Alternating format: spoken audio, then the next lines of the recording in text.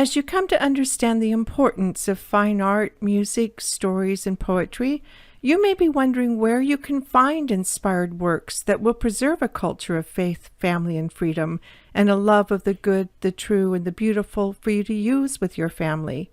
There's been a major culture shift in our world, and we have to look to the past for help.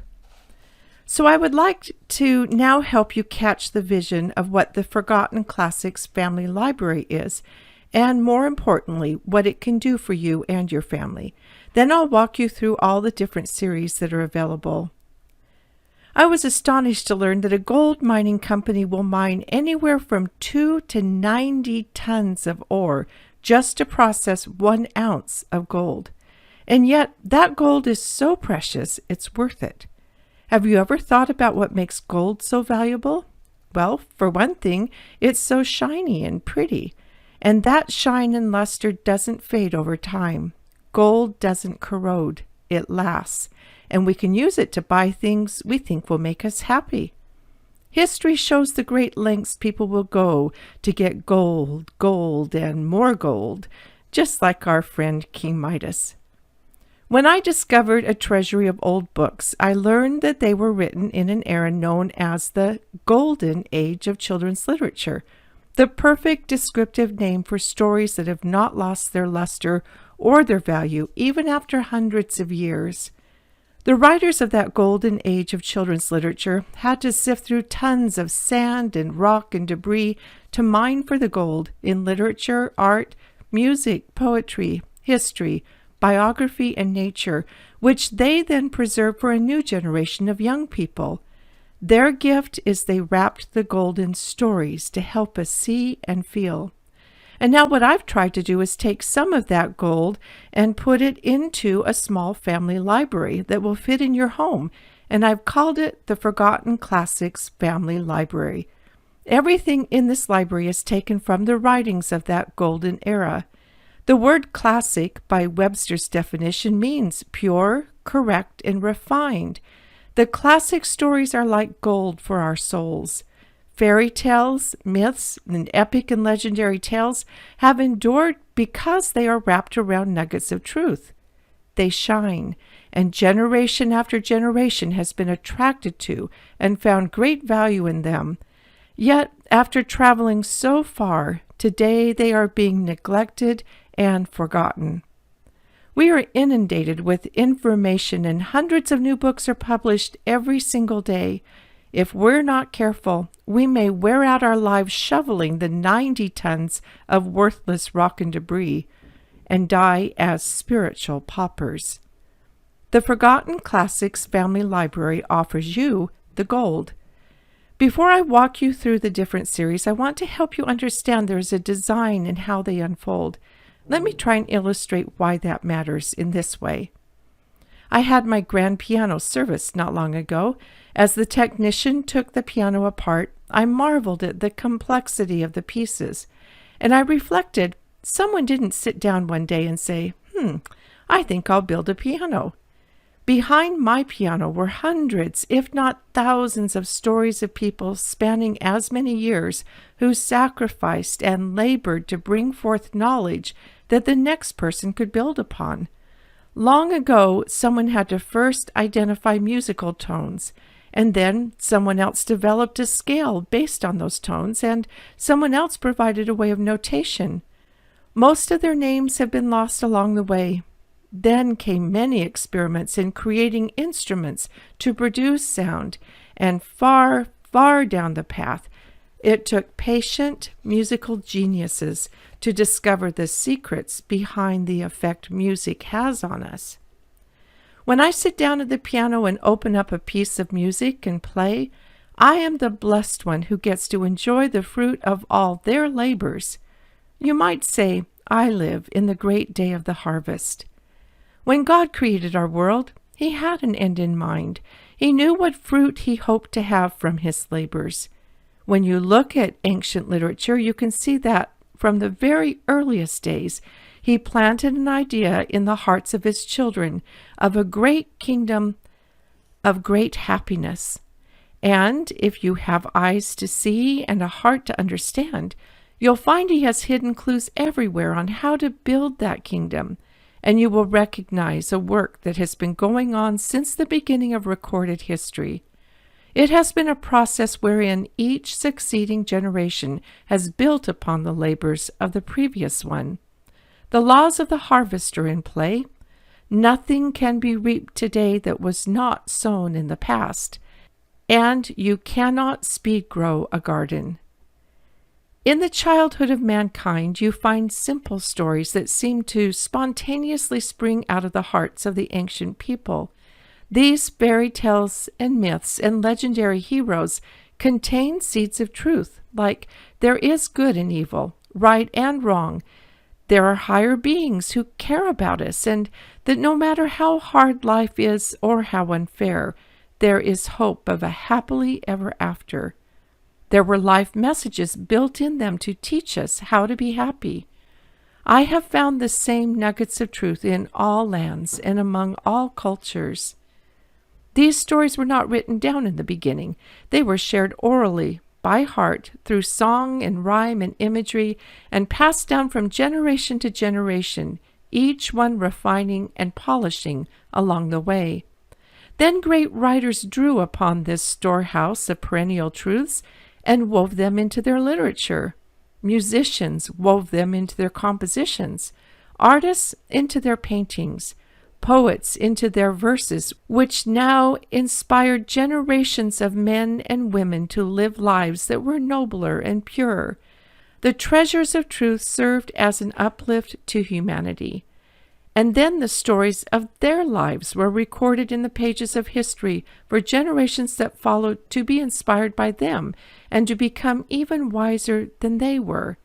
As Sir Isaac Newton said, "If we have seen further, it is by standing on the shoulders of giants." We have been provided shoulders of giants to stand upon. How tragic, then, that there are those in this generation, meant to be the generation of the great harvest, who think we can throw all that away and that we're smart enough to not need them. They don't understand the law of the harvest. They are dismissing a study of history and the study of lives as irrelevant. Yet it is only by studying our past that we can make sense of our present and correct the path going forward.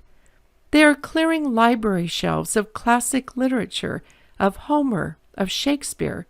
They are dismissing the fairy tales and myths as non-essentials. They are removing a study of the arts from the schools. The steady, repetitive beat of modern music is desensitizing our ability to feel the messages preserved and passed along by the music masters. In other words, we are tossing the gold and keeping the tons of debris. Vain and foolish are the words that come to mind. How can we stop this? I see homes as the hope for preserving the gold, much like the monasteries of Ireland in the Dark Ages of Europe. Those monks gathered the fragments of civilization and spent their days preserving it, while the rest of Europe crumbled. And then one day they set out to the wastelands with their illuminated manuscripts attached to their belts and lit the fires of civilization again. Everything we need to preserve the riches of the past has been delivered to our homes, for free, by the way. The Forgotten Classics Family Library is my contribution towards this preservation. It isn't a set of random books we decided to reprint, but rather there's a deliberate purpose in its design. It starts with oral tales, rhymes, and imagery, just like in the childhood of mankind, then moves into imaginative tales, then tales of legendary heroes, and then real-life heroes. I have heard this pattern called building blocks for the soul. The heart educators taught it, and I passed it along, moving from the familiar to the imaginative to the heroic. Starting in the early 1900s, many book series were created around this same pattern for parents to use in the home. My Book House, The Children's Hour, Junior Classics, The Bookshelf for Boys and Girls, to name a few.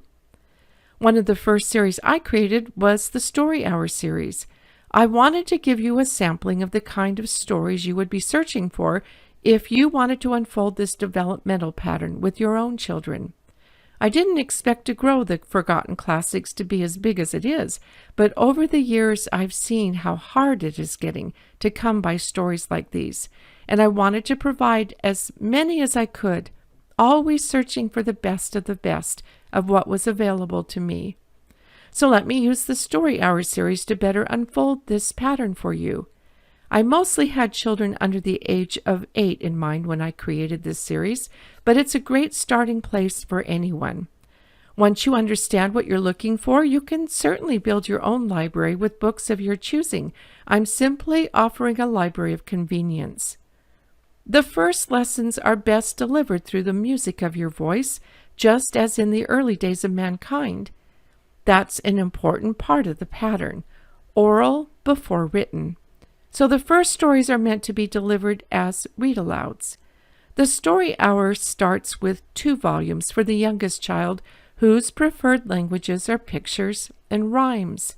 Here are simple stories of paintings little children can relate to, familiar things like animals and children and families.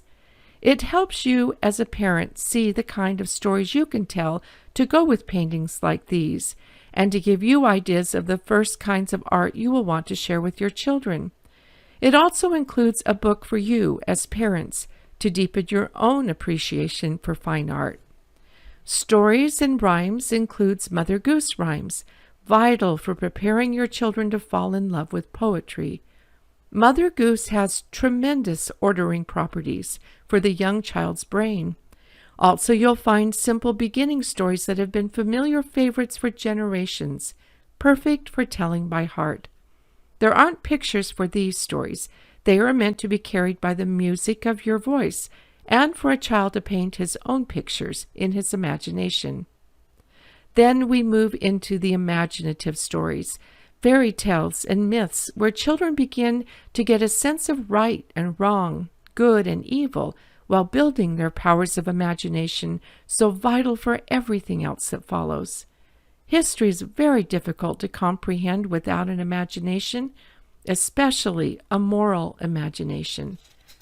John Senior wrote, "In order to read the great books of Plato, Aristotle, St. Augustine, and St. Thomas, we need to replenish the cultural soil that has been depleted and create a place where these works can thrive by cultivating an imaginative ground saturated with fable, fairy tale, stories, rhymes, and adventure, the 1,000 books of Grimm, Anderson, Stevenson, Dickens, Scott, Dumas, and the rest. The one thing a great book's education will not do is create a moral imagination where there is none." And remember also, faith requires an imagination. We can learn more about a people through their mythical and imaginative tales than by their scattered and limited facts. Their stories reveal their hearts, and they in turn will cultivate our hearts. Within the wonder tales and myths of the nations are fragments of truth and life lessons the discerning eye and understanding heart will begin to recognize. By the age of 8 or 9, children are ready to begin to be introduced to the epic and legendary heroes, and more importantly, the introduction to the hero's journey, the journey we must all take in life, where we set out on an adventure to an unknown place. Along the way, we encounter temptations and trials, which are often overcome with supernatural help. Through the process, we are transformed and return home of greater use in the service of others. The next building block is to begin to add in true stories of how other people have lived, their hero's journey, the application of lessons of right and wrong and good and evil, which includes stories from history and biographies. For this particular series, I include simple short stories to begin to familiarize your children with names and events. The draw to the familiar cannot be overemphasized, which is why, for young children, I looked especially for stories of the childhoods of great lives that give children something they can relate to and then build upon. Also, we want to begin to familiarize them with the great classic works of literature. So here are simple retellings of the stories of Shakespeare, of Chaucer, of Dante, of the Bible, to prepare them for later study. So far I've been talking about the world of people, but the world of nature is also filled with clues for our happiness. Many of the original myths were inspired by nature. These nature stories don't just teach facts and information. They help open a sense of wonderment and curiosity and teach children to use their senses and the powers of their own observations to learn the lessons the world of nature has to teach them. I'm often asked where books on character building can be found, and my response is every book in this library. The writings of this golden age were all about character building. To show you what I'm talking about, I included a volume of stories arranged by character trait so you can see how various stories teach them. Character building is a prime objective of this kind of education. Finally, you'll find a volume of Christmas stories, but it isn't just a volume of Christmas stories. It's a volume of stories about the power of love. Love is the glue that holds our world together. Without love, everything falls apart. It is hoped that students who pass through all these volumes will feel a greater measure of love for all God's children everywhere and a love for the beautiful world we live in. And through that love, find a way to use their knowledge and skills to bless the lives of others. That's righteousness, righteousness, just like these Christmas stories demonstrate. These are living books, rich in nutrients to feed young souls. They've traveled a long ways to reach your home. Add a little conversation, things like I notice or I wonder or that reminds me of, and a little notebooking, and you will have a course of study that will prepare your children to make a life, not just a living. You will have given them the gold. And there will be lots of time left over to pursue individual interests and passions and to develop talents and, of course, academic skills. These stories are like the jewels of a day. They don't take up a lot of room, but they definitely add the sparkle and value to everything else you'll do. What could be easier on you? In fact, the more you try to plan and create curriculum out of these stories and figure out study guides and questions, the more you will interfere and shut down the natural processes already in place. Your children's hearts will know what to do with these stories. This library is designed for exploration and discovery, not systematic learning. Most of the books in the various series are organized around a 12-month rotation schedule, which will give you a tour of the whole world. When you get to the end of each 12-month cycle, just start over again. Read what you can or what you want your first time through the rotation, even if that is only one story a month. And know you'll be back around the next year and the next year and the year after that. It's like gathering puzzle pieces along the way that, in time, will begin to fit together and reveal a wonderful vision of our world to your children and, more importantly, their place in it. A reading record has been provided to keep track of where you've been. And if your children resist these stories at first, feed your own heart until it's so full it just naturally starts spilling out. It may take time and patience to wean your children from the fast food diet the world has been feeding them. Don't force feed them. Be patient. There's no timetable. You can't fall behind in this kind of learning. With this introduction, I will now walk you through the entire Forgotten Classics Family Library in the next video segment.